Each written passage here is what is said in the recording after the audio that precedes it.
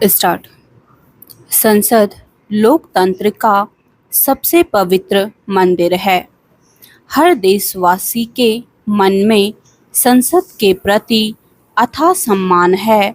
उन्हें उम्मीद रहती है कि हमारे प्रतिनिधि संसद में ऐसे कानून बनाएंगे जिससे हर देशवासी का जीवन स्तर ऊंचा होगा, लेकिन हो रहा है उसके बिल्कुल उलट। संसद का कोई भी सत्र हो, उसकी शुरुआत हंगामे से होना परंपरा बन चुकी है। यह खराब परंपरा है, लेकिन इसके बाद भी जारी है कि इससे किसी को कुछ हासिल नहीं होता, विपक्ष को भी नहीं जो हंगामा करता है, और सत्ता पक्ष को भी नहीं जिसका कार्य सरकार चलाना है। केवल धन की बर्बादी होती है। इसके बावजूद विपक्ष हमेशा हंगामा को अपनी जीत की तरह प्रस्तुत करता है। संसद में किसी भी बहाने हंगामा करना राजनीतिक स्वभाव बनता जा रहा है।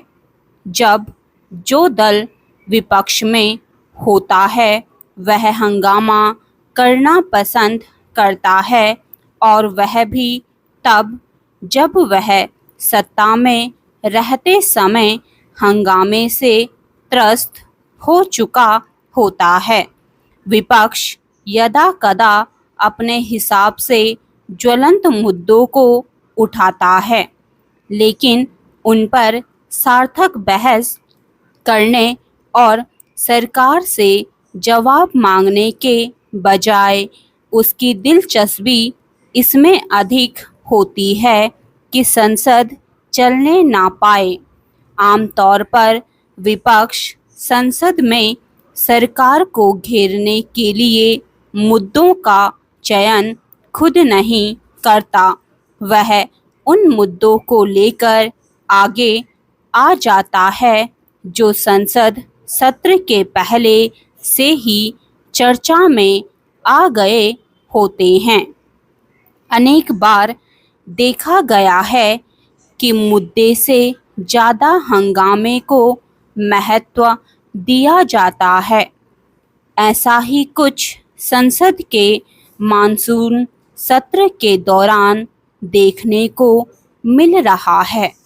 लोकसभा में विपक्ष के हंगामे के कारण बुधवार को लगातार तीसरे दिन सदन की कार्यवाही नहीं चल पाई, जिसके कारण लोकसभा की कार्यवाही सुबह 11 बजे शुरू होने के बाद 2 बार स्थगन के साथ दिन भर के लिए स्थगित कर दी गई।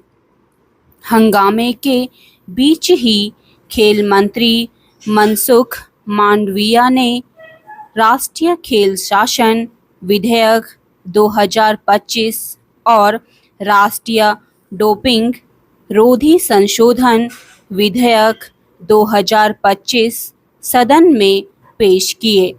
इस दौरान भी संसद में हंगामा ही होता रहा।